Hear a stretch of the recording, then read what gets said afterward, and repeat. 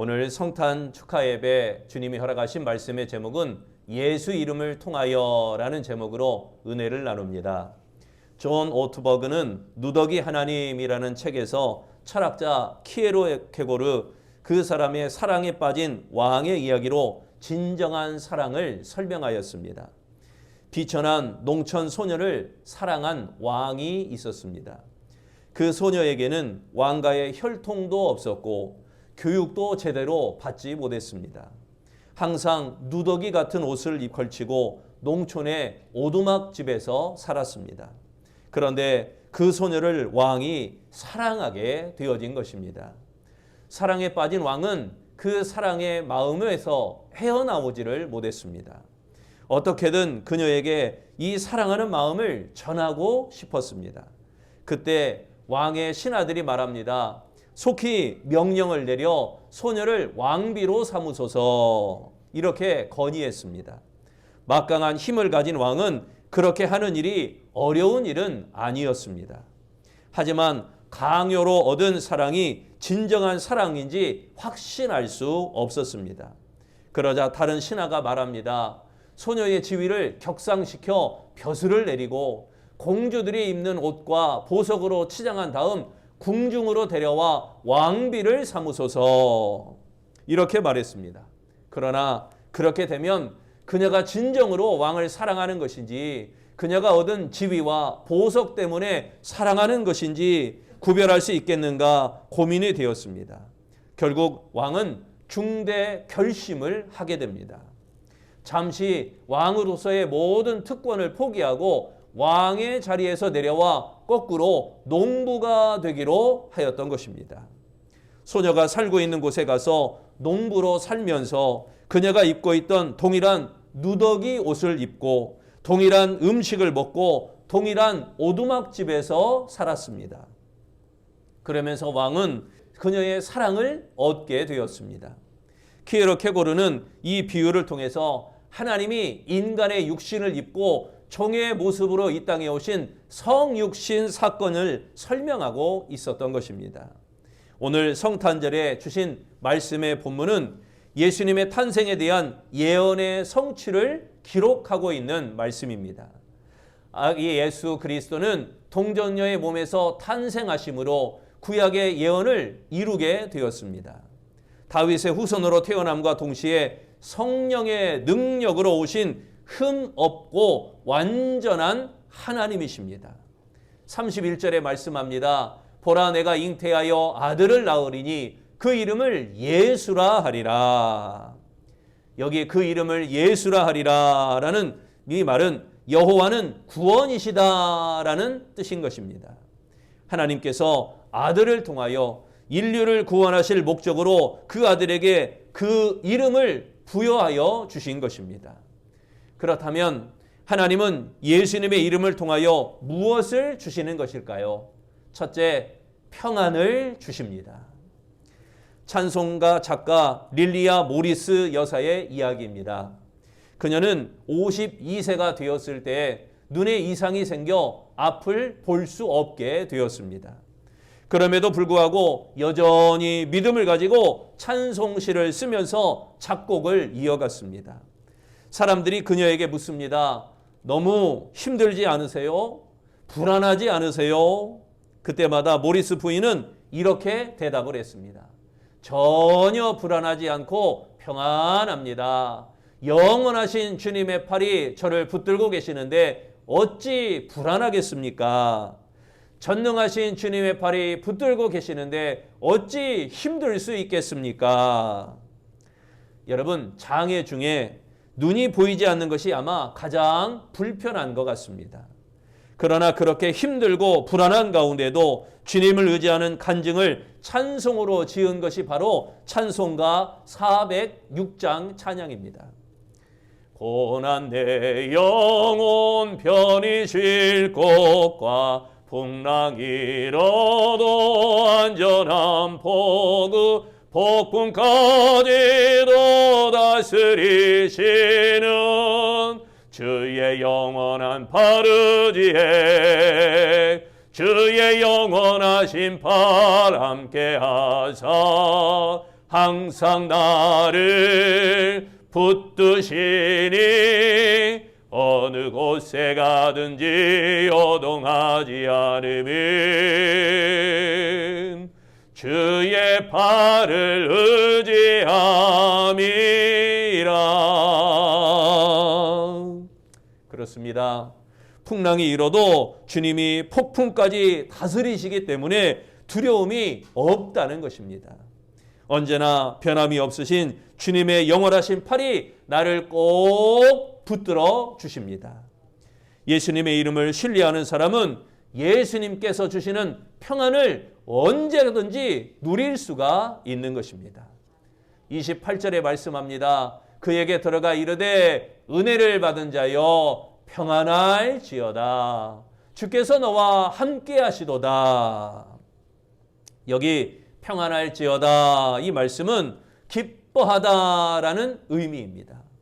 마리아는 예수님의 수태를 예고하기 위해 찾아온 그 천사를 보고 두려워하였습니다. 하나님을 두려워하는 본성은 인간이 하나님의 명령을 거스리고 죄를 범했기 때문인 것입니다. 그때부터 본능적으로 두려워하면서 하나님을 피하는 경향을 가지게 되었습니다. 죄야말로 인간을 불안하게 만드는 가장 큰 요소인 것입니다. 그러나 예수님의 이름은 두려움을 사랑으로 변하게 하여 죽음의 절망을 생명의 소망으로 바뀌게 하는 평안을 불러오는 것입니다. 그러므로 하나님 앞에서 더 이상 두려워할 것이 없는 것입니다. 예수님의 이름으로 기뻐해야 됩니다.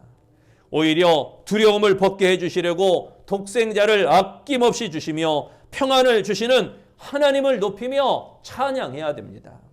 아무쪼록 예수 이름으로 평안을 얻으시기를 바랍니다. 두 번째, 하나님은 예수님의 이름을 통하여 은혜를 주십니다. 가가와 도요히코는 전쟁이 한창일 때 1920년 일본의 전쟁에 반대하다가 감옥에 갇힌 그리고 모진 고초를 겪었습니다. 천황이 그에게 물었습니다. 내가 나를 숭배하는 대신 예수에게 충성을 맹세한다고 하는데 그게 사실이냐? 이렇게 대답합니다. 그렇습니다. 천황이 감히 그렇게 대답하는 이유를 묻자 똑똑한 음성으로 다음과 같이 대답을 합니다. 나는 조상 대대로 천한 기생의 피가 흐릅니다. 그런데 예수께서 나와 같은 더럽고 추한 자의 죄를 보혈의 피로 깨끗하게 용서해 주셨습니다. 구원하신 분은 오직 예수 그리스도이십니다. 어찌 내가 예수 그리스도를 위해 충성을 맹세하지 않을 수 있습니까? 소신이 분명한 청년 가가와 도요히코의 대답에 감동을 받은 천황은 그를 그대로 풀어주었다는 것입니다.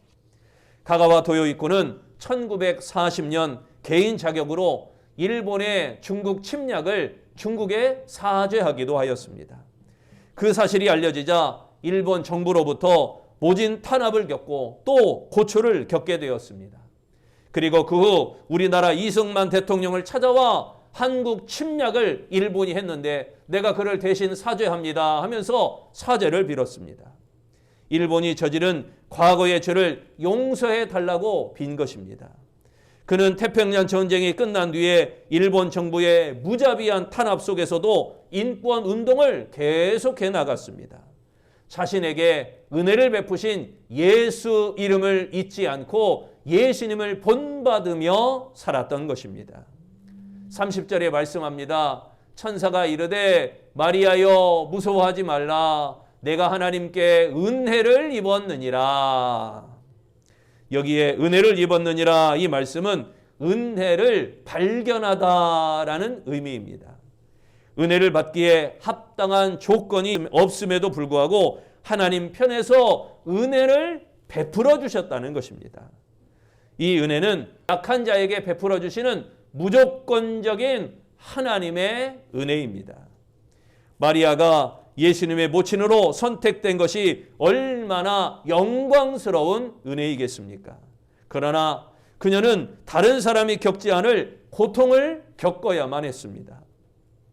정혼한 남자와 관계도 갖지 않은 상태에서 아이를 가져야만 했으며 그 아들이 십자가에서 고통스럽게 죽는 모습을 지켜보아야만 했던 것입니다. 그러기에 진정한 은혜는 그리스도의 고난에 참여하는 것인 것입니다. 하나님과 하나님의 나라를 위해 희생하게 하는 것이 참된 은혜입니다. 그러므로 주를 위해 손해보고 주를 위해 고난을 당하고 주를 위해 희생을 하는 것이 가장 큰 은혜 중에 은혜인 것입니다. 아무쪼록 우리 아름다운 성도들도 예수 이름으로 은혜를 얻으시기를 바랍니다. 세 번째, 하나님은 예수님의 이름을 통하여 능력을 주십니다. 1970년 노벨 문학상 수상자 솔제니친에 관한 이야기입니다.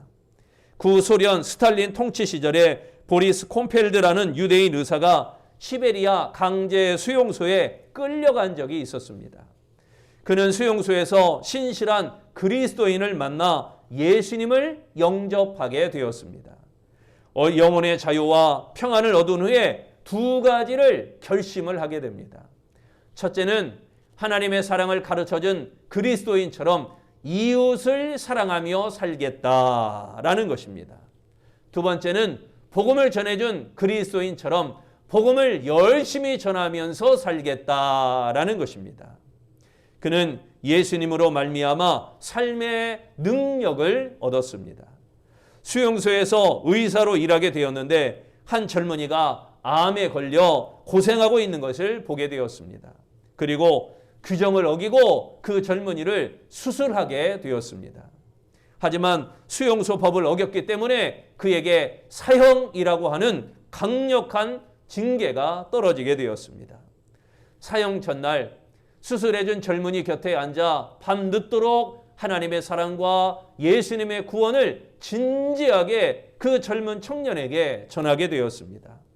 이튿날 아침 처형 직전에 의사는 마지막으로 질문을 받았습니다. 당신이 선택한 것에 후회가 없습니까? 그러자 의사 보리스 콤펠드는 이렇게 대답합니다. 그리스도 안에서는 결코 후회함이 없습니다. 그는 한 영혼을 사랑하여 복음을 전했고 예수 그리스도의 사랑을 몸소 보여준 능력의 소유자였던 것입니다. 그때 그 의사로 인해 살아난 젊은이가 신앙으로 거듭난 솔제니친이라고 하는 노벨상을 받은 위대한 작가가 되었던 것입니다.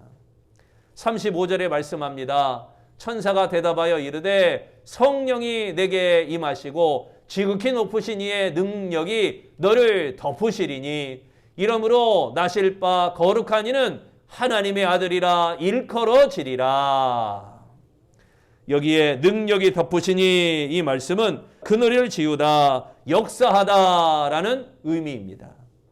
하나님이 창조의 능력으로 마리아에게 역사하심으로 신비하게 예수님을 태어나게 하셨습니다. 성령으로 잉태하셨다는 것은 이 땅의 사람들과 달리 죄와 관계없이 태어나셨다라는 것을 의미하는 것입니다. 모든 인류는 하나님 앞에서 죄인입니다. 그러나 예수님은 성령으로 태어나셨기 때문에 무흠합니다. 무죄합니다.